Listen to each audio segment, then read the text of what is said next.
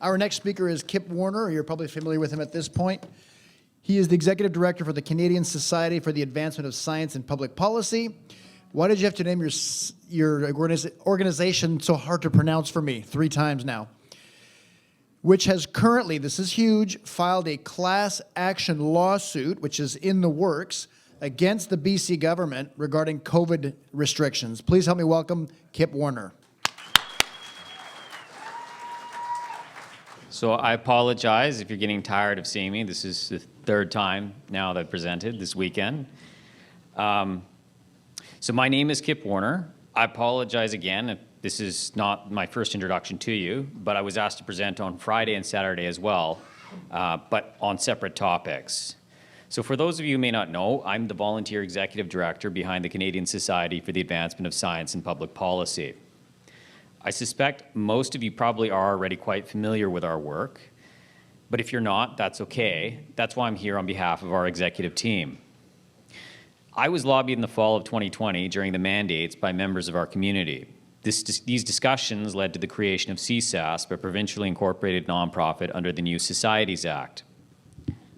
CSASP's litigation mandate, our practical solution to securing the future from repeating the past, flows from its broader mandate to increase the role of science in the formation of public policy. That litigation mandate is to obtain any available civil remedy for the maximum number of British Columbians that, 1, revert in whole or in part any COVID-19 related statute, ministerial order, regulation, or other executive, regulatory, or legislative measure passed, extant, or proposed that constrain any activity of any person inadequately supported by either science or law, and that, 2, may facilitate that person's subsequent pursuit of a civil remedy brought against, with preference towards the natural over the legal, any other person complicit in the consultation, enactment, or enforcement of said. So how are we going about implementing our solution? In January 2021, shortly after our organization was formally bootstrapped, we brought a civil action on your behalf in the Supreme Court of British Columbia under the Class Proceedings Act. The CPA is a provincial statute that allows any number of persons to collectively bring a claim before the courts. This is how class actions work here in BC. The CPA was first announced by the then provincial NDP government's Attorney General in 1994 and formally introduced into the legislature the following year. At the time, there was a large public concern regarding ladies' defective cosmetic breast implants, which were causing many injuries. The purpose of the legislation was to achieve 3 objectives. The first is access to justice. That meant that some of those affected plaintiffs who would not have had the financial means or knowledge to bring a claim are able to do so. The second is judicial economy. This means that rather than jamming up the courthouse with thousands of very similar suits, they are consolidated as one. The third is behavior modification. This means that the defendant is incentivized to alter their behavior in the future to avoid being dragged into court with potentially unfavorable outcome. The position of CSASP has always been that the most appropriate way to seek redress for the millions of people who were adversely affected by the COVID-19 related mandates is through the CPA, specifically by naming Dr. Bonnie Henry and the Provincial Crown as defendants. We represent a very diverse following. I would feel comfortable saying that we are probably the most diverse anti-lockdown organization in the country, which may be our secret to our success to date. The media has a tendency to portray everyone in the movement as right of center or far right. I would say that's a rather broad stroke. Being in the unique position that I'm in, I have a wonderful opportunity to receive communications from all kinds of people that were never present at protests, rallies, or other events the media covers, but also many of those who did too. The actual makeup of those who are critical of the mandates is actually much more ideologically diverse than most people realize. Our supporters are neoliberals, progressives, alt-right, social conservatives, ecological feminists, men's rights activists, environmentalists. We have even some Marxists, market socialists, techno-libertarians, anarcho-capitalists, John Birchers, New Agers, survivalists, paleo-conservatives, symbolic nativists, Christian nationalists. There's some free men on the land, and everything else you might sample across the ideological mosaic that makes up life in Canada. There's even a handful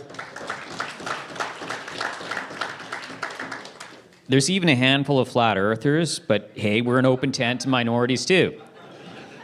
It's a bold social experiment. At times, my journey has been a bit reminiscent of Gulliver's Travels. With all of the different tribes, factions, stock characters, or what have you, we sometimes joke internally as being an interstereotype organization. But we like it that way. We wouldn't have it any other. You cannot effectively advocate for several million people, as we currently are, any other way.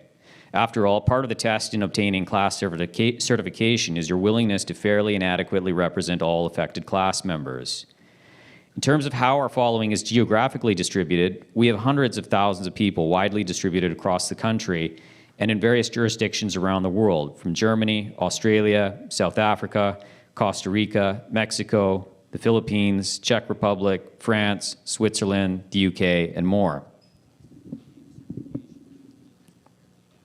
So our followers are ideologically diverse and distributed widely, but what about gender? Do you think our followers are mostly men, women, or roughly split down the middle? So how many of you think most of our followers are men?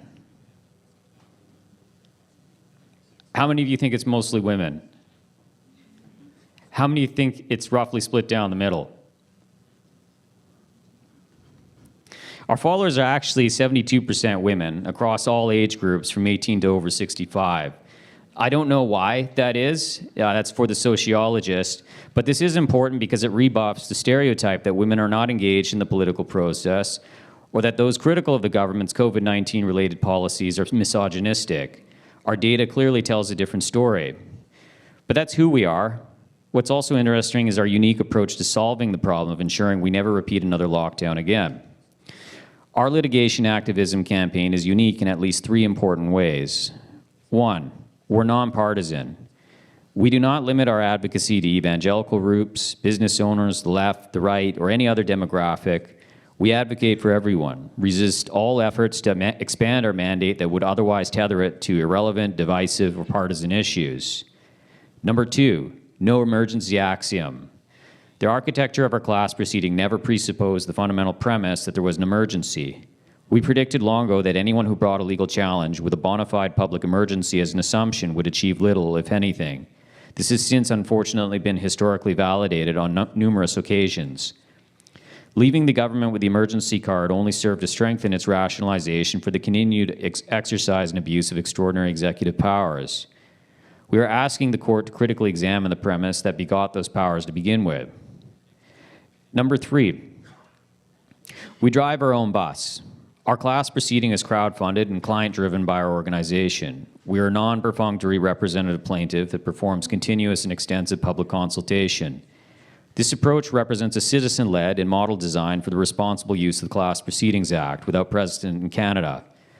This approach of directly managing our own litigation and instructing counsel is a substantial departure from how class proceedings have, on occasion, been historically conducted as vehicles to advance class counsel's career ambitions. The latter must remain subordinate to the public interest, as the general public would define it, if Parliament's objectives behind this legislation are intended to be fully realized. The law is a public utility. It is far too important to be exclusively in the hands of baristocracy. When the CPA was first introduced by the NDP, the then Attorney General promised it would offer hope to groups of people who have been overlooked by the justice system. He also cited how the legislation could be used to advance civil rights. Our work to date has accomplished a lot over the last 2.5 years through the many court appearances we have had and the incremental tactical victories. We helped transform the public discourse by displacing the Overton window of socially acceptable subjects to encourage greater tolerance of diverse views in respect to COVID-19 related policies. This happened almost immediately after we were awarded public interest standing in one of our proceedings and the subsequent headlines that ensued. Mainstream media's tone changed virtually overnight, like night and day. This transformation of a topic that was not being taken seriously into one that is important for all of us. We established the first crowd-funded, client-driven, and I emphasize that, client-driven, class action in BC and possibly in Canadian history. What we're doing has never been done before, to the best of my knowledge. We witnessed for the first time a certification hearing that has ever been filmed in BC. That ruling that allowed us to do that was a pioneering move on Justice Creerar's part that greatly expanded public access to the judiciary, which is essential for safeguarding our democratic institutions. With the 10-day, much-anticipated certifications over, judgment is now under reserve since their conclusion of several weeks ago. For many of you who might not have had an opportunity to witness it in person, and the first day the gallery was packed as usual, you can watch it online on our website. That's subani.ca. And if you click, I think it's court records in the menu and then hearing videos, you'll see it all there. Lastly, we will be having our annual banquet again on the evening of Friday, the 7th of July, 2023 at Van Dusen Botanical Gardens in Vancouver. There'll be live music, food, drinks, guest speakers. I believe our friend Brian Peckford will be there, dancing, all of that. You're all most welcome to, so please mark your calendars. Tickets are limited, and the last year we were at capacity. So on behalf of the executive team at CSAS, we would all like to thank you for continuing to make our work possible.